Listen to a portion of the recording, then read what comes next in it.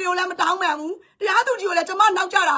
ခွင့်လွတ်ပါဆရာကြီးကျမတော့ဒီလိုအကြောင်းကျုံလေးကြောင့်ကျမနောက်ကြပါတယ်ဆိုလူလိုသူလိုလူမှုရေးရှိလည်းတရားသူကြီးကိုမတောင်းပန်သွားဘူးအားလုံးပဲမင်္ဂလာပါဇလေးရဲ့ YouTube channel လေးကနေပြန်လဲကြိုဆိုလိုက်ပါရှင်အခုဇလေးတင်ဆက်ပေးမယ့်ဗီဒီယိုလေးကတော့သူကနော်ဒါထောင်ကနေပြန်လွတ်သွားပြီးတော့ဒါသူရဲ့ဒီအမေရိကနိုင်ငံကြီးကိုပြန်ရောက်သွားပြီပေါ့နော်ဒီအမေရိကနိုင်ငံကြီးကိုပြန်ရောက်သွားပြီးတော့မှနော်ဒီအေတင်ကိုရဲ့အကြောင်းတွေကိုသူကထပ်ပြီးတော့ဒါအောက်ဖေးလမ်းနေပြန်ပြီရှင်ကဲဘာရီဆက်ဖြစ်မလဲဆိုတာနော်တကယ်ချင်းတို့လည်းလိုက်ပါကြည့်ရှုပေးဖို့အတွက်ဖိတ်ခေါ်ချင်ပါတယ်ရှင်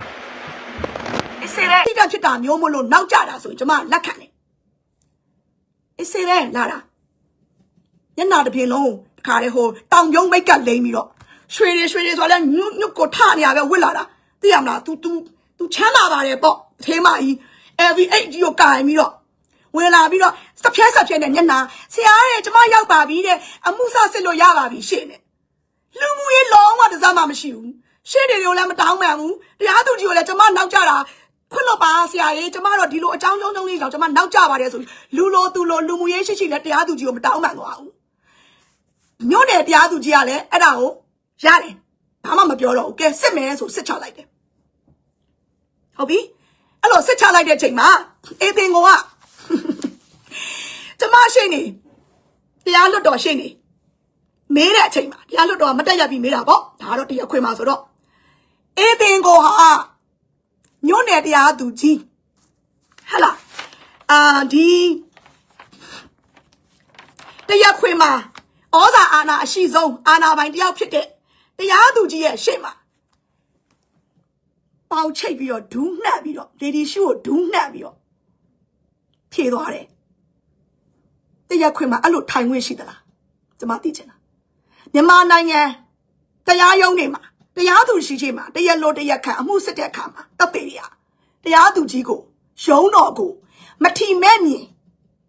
အပြုတ်မှုလောက်ရက်အပြောဆိုတွေဒီလိုမျိုးဒူးနှံပြီးတော့အေးတင်ကိုကဒီလိုနှံ့နေရနော်လေဒီရှူအမဲစီထားပြီးတော့ပေါင်ချိတ်ပြီးတော့ဒူးနှံပြီးတော့တရားသူကြီးကိုဒီလိုပြောပါတာအနောက်ကကြည့်နေတဲ့လူတွေရဲတွေပြည်ဦးတွေစခန်းကကျမကို escort လုံခြုံရေးပေးထားတဲ့ရဲတွေဥပဒေရာရှိတွေတရားသူကြီးကိုယ်တိုင်လည်းသိတယ်မြင်တယ်တရားသူကြီးကိုယ်တိုင်မြင်တယ်သိတယ်အေးတင်ကိုရဲ့မျက်နှာပေးအေးတင်ကိုရဲ့အပြောအဆိုအပြုတ်မှုတွေဟာ contempt of court မထီမဲ့မြင်တရားရုံးတော်ကိုမထီမဲ့မြင်ပြုတ်တဲ့ပုံမှန်နဲ့ညှိနေတယ်ဆိုတာကိုအားလုံးသိတယ်နော်အဲ့တော့ကျမပြောချင်တာကအေးတင်ကိုဟာတရားသူကြီးရောရုံးတော်ရောတစ်ဖက်ရှိနေတယ်ရောကိုပေါင်ချိတ်ပြီးတော့ဒူးနှံပြီးလေဒီရှုနဲ့ဒီလိုလှုပ်သွားတဲ့အပြင်ကျမရှိနေကမြန်မာစကားမြန်မာလိုပြပြတမေးတဲ့မေးခွန်းတိုင်းကိုလည်းကျမလုပ်ပြမယ်ဒီလိုထိုင်ပြီးတော့ तू နားမလဲဘူးပေါ့ရှင် तू မနားမလဲပါဘူးပေါ့ तू ဒါတွေကို तू မရှိဘူးပေါ့မေးခွန်းပြန်ပြောပါဦးကျမရှိနေတယ်ကိုအဲ့လိုလုပ်ပါတယ်ရှင်တရားသူကြီးရှိမှာသူကသူအကယ်ဒမီမင်းသမီးရှူတင်ရိုက်နေရများထင်နေလားမသိဘူးခါရဲဘာမှမပြောခဲ့ရလည်းမသိဘူးနော်ညံ့ပြီးတော့မျက်နှာပေးကပြန်ပြောအဲ့လိုလောက်တာအေးတင်ကို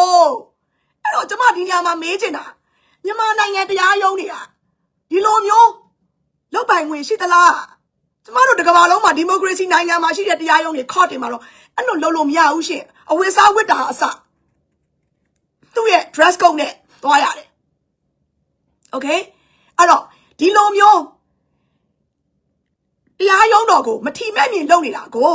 ဘာဖြစ်လို့အမီးစိုးရဲ့ရှင်းနေတွေကအေးတင်ကိုလောက်တာတရားလိုလောက်တာတရားခံရှင်းနေတွေကဘာဖြစ်လို့တခါတဲ့ right away တရားသူကြီးကိုမလျှောက်တာလေကျမတို့ဒီကိစ္စကိုဥပဒေရေးရအောင်ကျွမ်းကျင်တဲ့လူတွေကကျမကိုပြန်ထောက်နိုင်တယ်အဲ့တော့ကျမဒီနေရာမှာပြောချင်တယ်ကျမရဲ့ရှင်းနေတွေကမသိတာမဟုတ်ဘူးတရားသူကြီးကိုဟန့်ခိုင်းဖို့တားခိုင်းဖို့ပြောရမှာကိုလည်းသိတယ်ဒါပေမဲ့အမှုကိစ္စမြန်စစ်မြန်ပြီးမြန်ဖြတ်အေးတင်ကိုတခါတဲ့neglect ပေါ့ရှင်ဥပိ္ပခါပြုတ်လိုက်တာပေါ့မပြောတော့ဘူးဒီမိန်းမဒီလိုတွေပြောနေရဒီလိုတွေလောက်ကြံနေရဒီလိုတွေဗျောင်ငင်းနေတာတွေအားလုံးကျမရှိနေရသိတဲ့အတွက်ကြောင့်သူ့ကိုဒါတော့မသိကြောပြုတ်လိုက်တာတော်လေ ကျမပြောချင်တာကဒီနေရာမှာတရားသူကြီးဟာတရားခွင်မှာအာဏာအရှိဆုံးအာဏာပိုင်တယောက်ဖြစ်တယ်ဒီနေရာမှာတရားလိုဖြစ်စေတရားခံဖြစ်စေမိသူတူတယောက်ကတရားရုံးတော်ကိုမထီမဲ့မြင်လောက်တာအပြုတ်အမူအပြောဆိုအနေထိုင်ဟလာနောက်ပြီးတော့ဒီလိုမျိုး10နာရီရုံးချိန်ကို17နာရီ40မှာရောက်လာတာဟာလေတရားစီရင်ရေးကိုနှောက်နေစေပါတယ်ဒါဟာတရားရုံးတော်ကိုမထီမဲ့မြင်လောက်တဲ့အမှုထဲမှာပါပါတယ်ဒါကိုလေ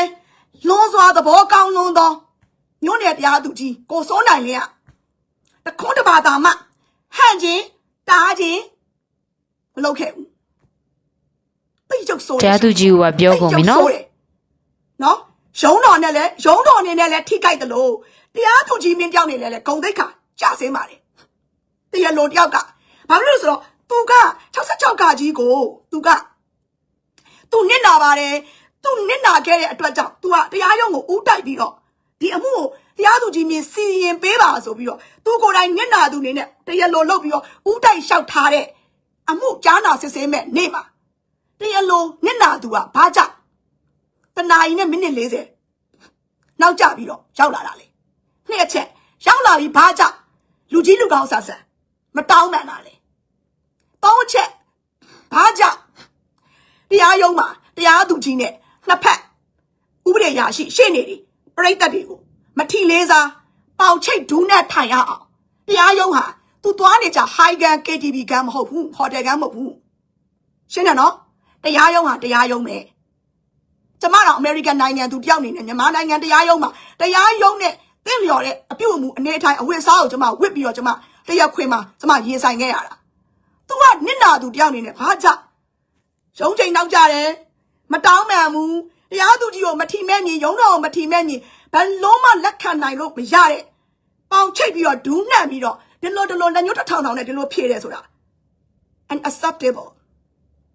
unacceptable လုံးဝလက်ခံလို့မရတယ်ရုံးတော်နဲ့တရားရုံးရဲ့ဥပဒေမှာ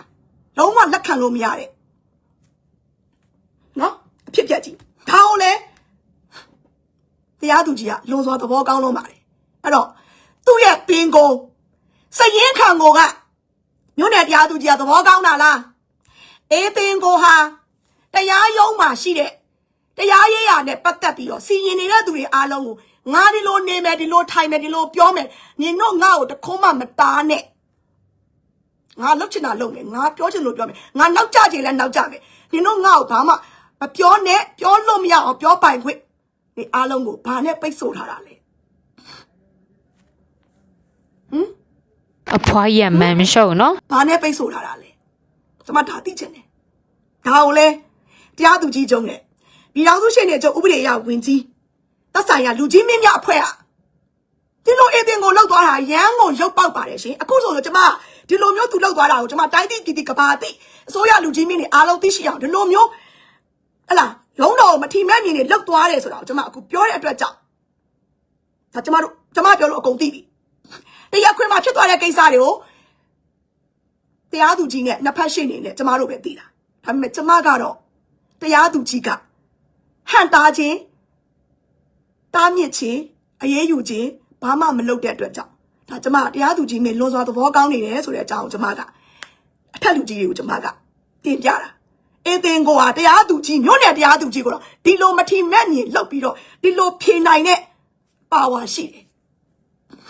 ဒါကတော့ဒီမအေးတင်ကိုနဲ့ပွဲရတော့เนาะဒါမပြီးသေးဘူးလို့တော့ထင်တယ်ရှင်အဲ့ဒီတရားရင်ဆိုင်နေတော့အချိန်မှာเนาะတခါရဲပြောခဲ့ရမှာဒါမှ तू သိချင်တဲ့အဖြေကိုတခါရဲသိမှာလေเนาะအခုတော့ဒီအမေရိကန်ရောက်မှ तू ပြောနေတော့ဘာထူးမှလဲเนาะဘာမှမထူးဘူးလေเนาะဒီမှာဗီဒီယိုလေးကတော့ဒီလောက်ပါပဲရှင်အဆုံးထိလိုက်ပါကြည့်ရှုပေးရတော့အားလုံးကျေးဇူးများကြီးတင်ပါတယ်ရှင်နောက်ထပ်ဗီဒီယိုဒီမှာပြန်လည်ဆုံတွေ့ကြမယ်เนาะ